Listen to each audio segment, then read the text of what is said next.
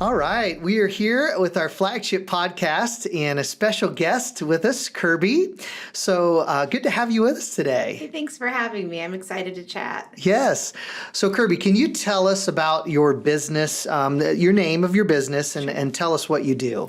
So the business that I own is called PlainSong Music Services. It is a music therapy company. It's the largest brick and mortar in the state of Indiana for soul music therapy services. And I think it might be the biggest in the country. I'm not sure, so don't quote me on that as far as square footage. So the purpose of our business is centered around music therapy, creative arts, music for enrichment. The idea was to offer a really niche, fun service that also focuses on therapeutic facilitation and then make it accessible for anyone that wants to have that service. That's awesome. So Kirby, I know you are one of the finalists for the pitch. Yes. And so today was to be able to bring her on and be able to help people in the community understand what you're doing, and then also give you a little bit of a teaser for the pitch event. So we had 36 applicants. Oh my goodness. And so we had 7 finalists, and you were one of the 7. Wow. I had no idea it was that many It people. was amazing. It was so hard to narrow it down with quite a few really good ones. I would not have wanted your job. But yours was awesome when I read through what you do and the growth of it. And we just wanted to let people hear a little bit about it. So that event is on February 20th in the evening, and would love for people to come to that event.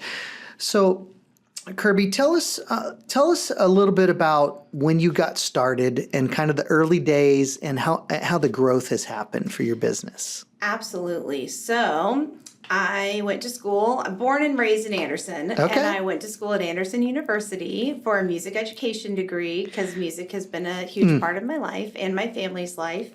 And I got my very first job. I was at high school, and I joke because I say, who gave a 22-year-old a high school position? I don't, working with 18-year-olds. And I learned through that experience that my lived experiences were not those of my students' lived experiences.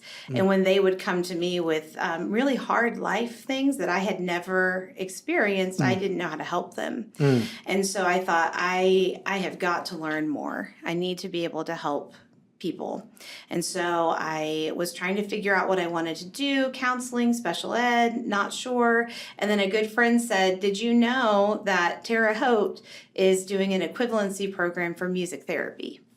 And I thought, this seems like what I want to do. And so I did the program at St. Mary of the Woods. It was for people that had music degrees that needed the counseling therapy side, and off to the races. However, I didn't know at 24 years old that there wouldn't just be jobs magically in the community for music therapy. So I needed to do something, and I thought, I'm just going to bring music therapy to Anderson. We had a little bit of it at a day services here in town, and I contracted there for a little bit.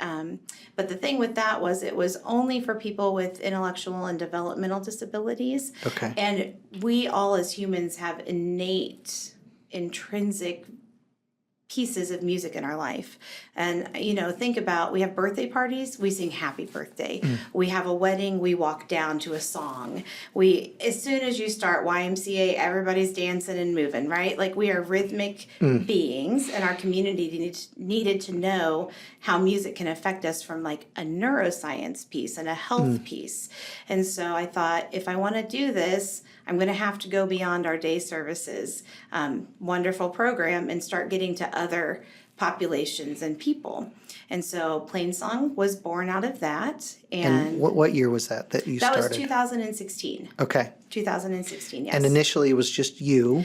It was just me and a backpack guitar and a bag on one shoulder and a bag on the other shoulder, and I was going house to house to house, and it was interesting because people loved it. How were you finding people to go connect with? Yeah, so that's where I owe a lot to our day services because they were connecting me with that contract position for referrals. Okay. And during this time that I was working with them, I was learning how to navigate our Medicaid system Okay. and how to become a provider for, it's called our BEADS, BDDS, Bureau of Developmental Yes. Disabilities, waiver program. And that program is a program that falls under the umbrella of Medicaid, but it's not specifically for low-income people necessarily. It's for diagnosis-based. Okay. So if I have a diagnosis that will affect the rest of my life, I can get help for alternative therapies. And that's one of the therapies that's covered is music therapy. Okay. So that's kind of how I got into that and became a Medicaid waiver provider. And then I started having a wait list. And I thought, what? I have a wait list? I have people that want this service beyond, just my hopes and dreams. And I also noticed through that time that social isolation is a problem. Oh, and that was pre-pandemic. pre-COVID. Yeah. Yeah, and so I said to myself and to my people and all the things, I said, we got to get you out of your house. I got to get a space, and you got to come see me, and you got to build relationships with other people, and we got to unite each other and not just have the therapist coming to our house and you staying home all day. And so I rented this little tiny space at the Union Building, and I about had a heart attack because it was $300 a month. And I didn't know how to pay for it. So in true entrepreneurial spirit, I talked to the local theater and said, do you want to sublet half of this? So I paid $150 a month for this little tiny space. And it just kind of grew. And I got to the point that I had a wait list of 50 people and thought, how am I going to service all of this? And so I took a risk and hired someone. And it was terrifying. And I thought that you would come into the field knowing how to do the job. And that's where I learned that you have to teach people and you have to mentor people and you have to build professionalism and all the things to grow a good company. You can't just expect people to just know because they don't know what your values are. So teaching and growing and then it grew and then it grew and then we outgrew that space. And then next thing I know, I have therapists moving from out of state to come live and work in Anderson and to put back into the economy and to grow families, like all these things from this business idea. And it's funny because I didn't even realize I was an entrepreneur until like 3 years in. And then You were just doing it. I was just doing it. I thought this is what we're going to do. And then somebody said you should apply for the Anderson Now grant program over at AU. And I thought, I can't do that. I'm not an entrepreneur. And they said, what do you think you're doing? So that's kind of when it clicked. That was a pivotal moment of, oh, I'm building business. That's what this is. But my thought has always been building community and building relationships and building rapport and offering something that we so deeply relate to increase the quality of life and enrichment in our community. So I don't know, it's 2016 to 2025, is that 9 years? Going on 9 years. We've gone from the backpack guitar, one person to we have a team of 15 and we're servicing like 1,000 people a week. Wow. So it's And grown. how much of that is, now you have a building, We do have a building. and how much of that is people at your building with what you do and on to their homes? What kind of percent mix is that? Percentages, absolutely. I don't have total percentages, but we do a lot of one-on-one individual therapy in our clinic. I'd say we see probably about 100 to 150 a week that come to our clinic. Okay. But remember, they're bringing like a caregiver or staff. So we've got close to 300 people coming in our business every week.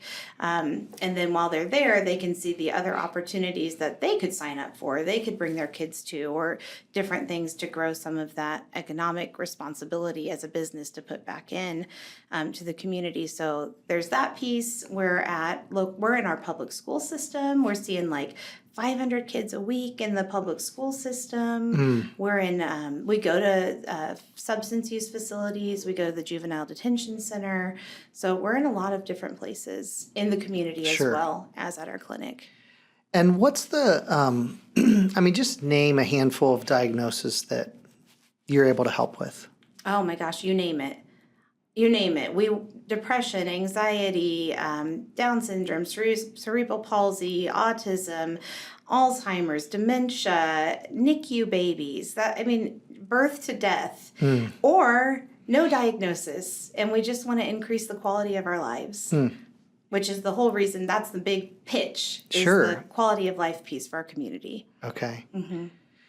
So that's amazing. And, your love for and passion for music and for creativity, and to see how that can actually become a viable business to impact the community in a significant way. I mean, that's just amazing. And the fact that you didn't even see yourself as an entrepreneur while you were doing it, I mean, that's so true to the core of an entrepreneur.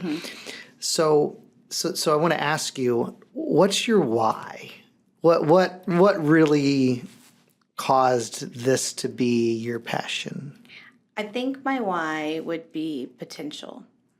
I see the potential in things, and then I want to realize the potential, which is why it's exciting to be a therapist, because somebody comes in and they say, I want to do X. And I'm like, there's potential there. How do we get there?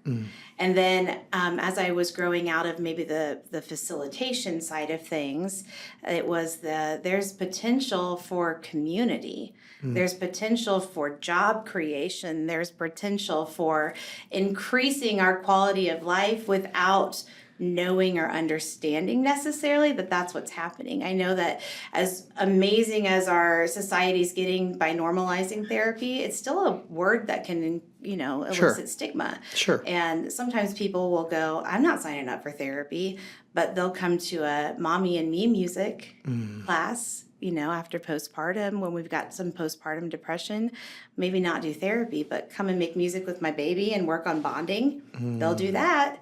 Or if we have a huge group of people that love Taylor Swift, but we've got social skill issues, they may not come to group therapy, but they're going to come and talk about their favorite artist. And then the social skills are happening. That's awesome. So do you have a favorite story or two of the way that this has, you mentioned potential, and you probably see a lot of people held back by what it is they're facing, whether it's emotional, mental, physical, whatever it is. Do you have some favorite stories of how you've seen some people unlock or free? Oh my goodness. Yes, I do. So let me think. The most recent one that I think is incredible, I'll give you like a group one, and then I'll give you like individual. Sure. And then maybe the dream. I don't know. Yeah. So the group one was that while we do music therapy, that's not just all we do, right? Like, we're trying to find solutions and things for people that wouldn't normally get to do, to be able to come to PlainSong and do. And so we recognized a need for a sensory-friendly Santa Claus visit, because so many people that have accessibility issues or sensory needs can't go to a mall and sit with Santa, and can't go get their picture taken because of the bright lights, or can't go because there's a ton of people. Like, it's just really hard to be able to integrate into the mainstream without adaptations for accessibility. And so we thought, we have space now. We could do this. And so Santa Claus, it really was a universe thing, because Santa Claus came to us and he said, I am Santa Claus, and I know how to work with people that have sensory needs. But I have never done it just like a one-on-one, like specifically for sensory needs. I just know how to help with that. Sure. And we thought, let's set up this thing not only for our clients that we see every day, but for our community at large. Sure. And so our community rallied, and they came and saw Santa Claus, and it was the most beautiful thing, because we had a lobby of like 50 people, and you had kids that were, it's called stimming, where you're like rocking or you're flapping. They were doing that, and there was no stigma. And you had kids that were pacing, and it was okay. And everybody just normalized that people are different, and that's okay. And then you had kids that would be called like neurotypical, that were also there to see Santa. So they were seeing people that were different, and it was beautiful. But the piece that really got me was that there were two moms one of a little kid, and then one of a 33-year-old adult. And they both said, this is the first time my kid has been able to see Santa in their life. And I'm just crying. And I was like, I just wanted you to see Santa Claus. And they said, we've never been able to take our kids because either the community doesn't like it, or they're too loud, or it's overstimulating, or whatever. So wow, you that's a take big an one. experience that most people that haven't had those issues think, oh, this is awesome, this is Yep. great. But then there's a handful of people out there that this is a nightmare experience. And you make it a beautiful thing. Yes. That's one of my stories for you, that on the group large scale. Well, and such a communal thing. Yes. You know, for the Yes. whole community, because there's so many people that won't say anything until somebody else, Yes. you know, oh, you too? Sure.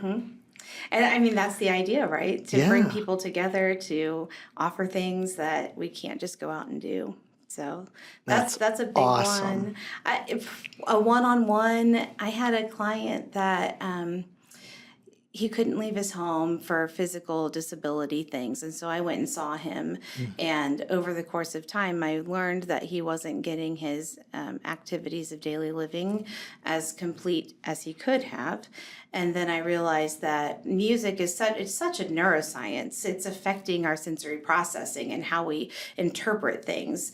And I was able to use different techniques, music therapy techniques, to get him out of bed and to get him so that he could get a bath. And that was magnificent to be able to say, now we can for sure say he will get showered at least X number of times a week.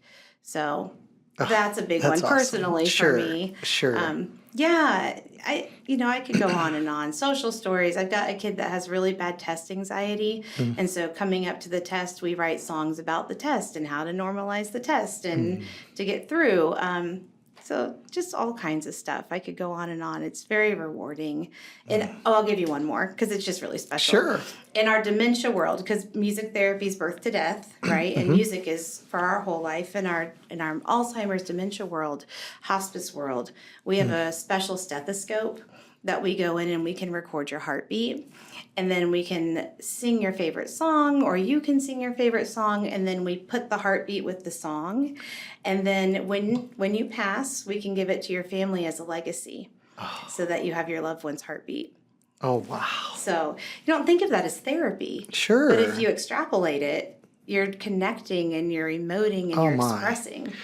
And especially with family members that are going through that Yes. and the loss, and then the last however many years of their life they weren't the same person, but yet to then have something that has a healing piece to Exactly. it. That's amazing. Yeah. That's music therapy. That's sure. what we do. Wow. Yeah. Well, when I first read through your pitch, and I was like, this is really neat. This is really special, and to hear the growth that's happened, but to hear some of these stories of what you're doing in the community and the transformation you're making is just really exciting. Oh, thank you. It makes me really excited for the pitch. Yeah, me too. So last question. So since we're talking about the pitch, so the pitch, the first place wins $25,000. $15,000 is cash, and then another 10 is in some services. If you were to win the pitch, like what difference would that make? What is it that you're looking to do? I know, right? Because we talk about the growth and this big business, and why would I need this pitch, right? Like we've done so well in so many aspects, but our limitation when it comes to business is that we have the potential and the opportunity to affect lots and lots of people. But in the traditional sense of therapy, it's not super mainstream and it's not covered so much by our private insurances. And so then you're leaving people paying out of pocket. And for therapeutic services, that's expensive. But for the power of music, being facilitated by somebody that understands the power of music, now turns it into something that we can provide enrichment classes, and we can provide group things that are not necessarily on that treatment, practicing goals, tracking all of that. And what we need for that is we need some capital so that we can start some of this programming that is outside of the traditional therapeutic facilitation reimbursement area. Okay. So my dream would be to offer some more of that community enrichment piece, and then I would really love to be able to start adaptive stuff for people. I mean, 14% to 15% of our population in Madison County has a diagnosis or a disability that they would be able to receive services for. But the waiver wait list is 13,000 for the state of Indiana. So we're not getting these funds in the right spot. So what's the stopgap? And then how do we normalize inclusivity? Because it's like what you're saying, if you don't have experience with it, how do you know? Sure. PlainSong can offer accessible activities that can be tailored to somebody with autism or somebody that processes like mainstream. That's what we want to do with this money, is that we want to invest to be able to offer some of these things. But the secondary piece is that we need some of the capital to go towards some accessibility physical pieces. We need some handicapped doors. We have great doors and our therapists open them, but it would be nice if you were in a wheelchair to not have to wait on somebody to open the door, that you could just hit the button and you could independently go in. And then our parking lot situation is another one that if we're going to offer all this community programming and expand into more of the neurotypical world, we need parking spots closer to the building, because if you're neurotypical but you have a disability, you need to be able to park up front. So we need some more parking spaces. So Okay. that's where we would put the money. Okay. Awesome. Awesome. Well, it's been great to connect and hear what you're doing, and so excited about you presenting at the pitch night. Oh, I can't wait. It's going to be fun. So those of you that are listening in, this is Kirby Gilliam, and can you tell us where we can find you? Yes, we are at 1812 University Boulevard, and if you're not good with numbers, that's okay. Over by Anderson University, it's the big building that looks like a castle. So come out and visit. And then also online. Oh, of course, online, PlainSongMusicServices.com, and then on social media, Facebook is PlainSong Music Services, and Instagram is PlainSong Music Service. So okay, super. there you go. Awesome. Well, great to have you on today. Of course. Thank you so much for having me. Yes. Yeah.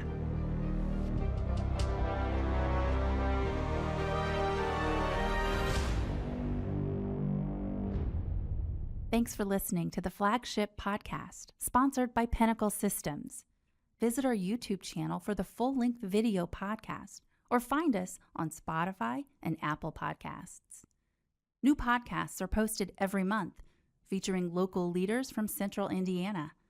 For more content, follow us on social media at Flagship Enterprise Center. Until next time, thanks for listening.